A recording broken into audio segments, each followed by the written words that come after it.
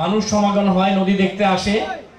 বুড়িগঙ্গা বাঁচাও, পুরান ঢাকার পরিবেশ রক্ষা করি, মাদকমুক্ত সমাজ গড়ি এ উপলক্ষে পুরান ঢাকার গ্যান্ডারিয়া বুড়িগঙ্গা প্রভাতী সংঘের উদ্যোগে সকালে অনুষ্ঠিত হলো আলোচনা সভা। ঐক্যবদ্ধ হতে হবে, পুরনো ঢাকাকে বাঁচাও।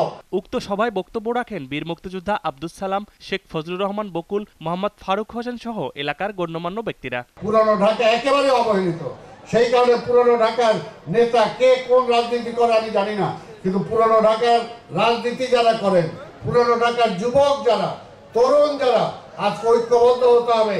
পুরনো ঢাকাকে বাঁচাও, পুরনো ঢাকার পরিবেশ ঠিক করো। আমরা পুরান ঢাকার এই বুড়িগঙ্গার তীরের মানুষ, আমরা কিন্তু অবহেলিত, আমরা মানুষই না।